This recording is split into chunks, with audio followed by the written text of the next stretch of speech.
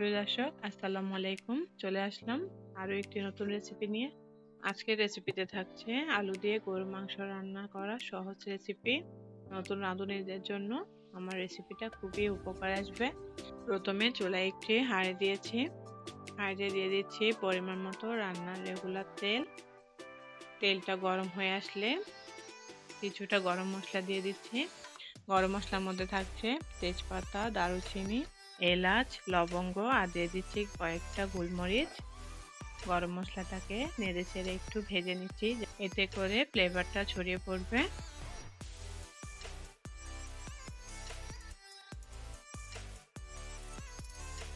এর মধ্যে দিয়ে দিচ্ছি 2 টেবিল চামচ আদা রসুন বাটা, আমি একসাথে পেস্ট করে নিয়েছি। আদা রসুনটাকে একটু ভেজে নিব তেলের সাথে।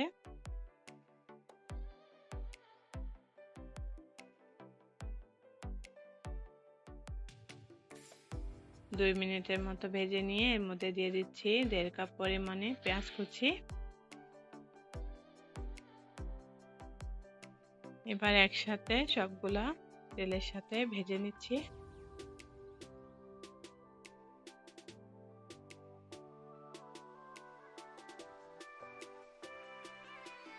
অল্প পরিমাণে পানি দিয়ে দিলাম। এবার আমি গুঁড়া মশলাটা অ্যাড করে দিচ্ছি। প্রথমে পরিমাণ মতো লবণ দিয়ে দিলাম। এবার দিয়ে দিচ্ছি মরিচের গুঁড়া 1.5 টেবিল চামচ। মরিচটা আপনাদের স্বাদ অনুযায়ী বাড়িয়ে বা কমিয়ে দিবেন। এবার দিয়ে দিচ্ছি 1 টেবিল চামচ হলুদের গুঁড়া।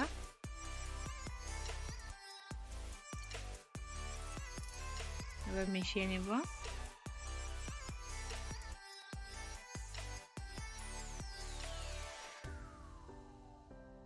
বাকি গুঁড়া মশলা দিয়ে দিচ্ছি ধনিয়া গুঁড়া 1 টেবিল চামচ, জিরা গুঁড়া দিয়ে দিলাম 1/2 টেবিল চামচ, রাঁধুনি মাংসের মশলা দিয়ে দিব 1 চা চামচের মতো,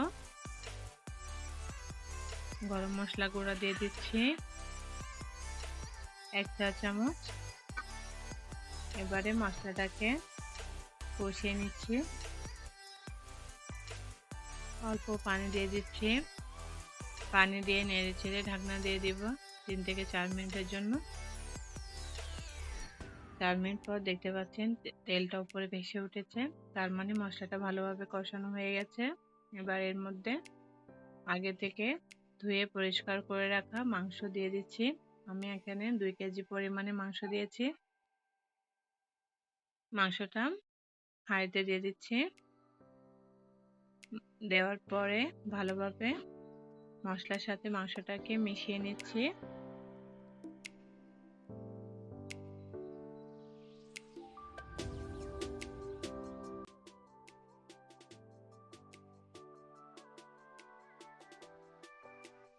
মেশানোর পর 10 থেকে 15 মিনিটের জন্য ঢাকনা দিয়ে দিচ্ছি।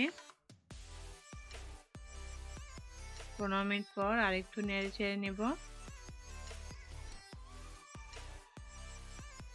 আবারও 10 মিনিট ঢাকনা দিয়ে পানিটা যখন বেরিয়ে এসেছে এর মধ্যে দিয়ে দিচ্ছি 3 থেকে 4টা আলু।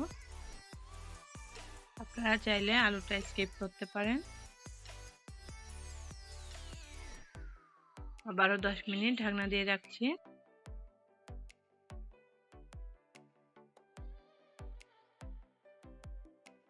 দশ মিনিট পর নেড়ে চেড়ে নেব যাতে নিচে পোড়ান লেগে না যায়।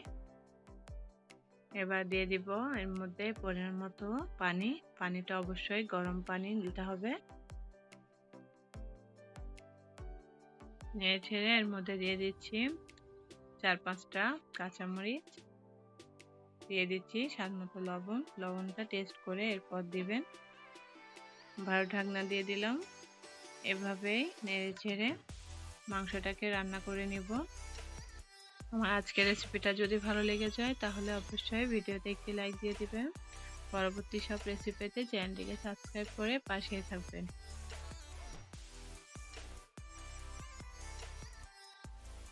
আমি ঝোলটা এই পরিমাণে রাখবো, আপনারা চাইলে আরো কমিয়েও রাখতে পারেন।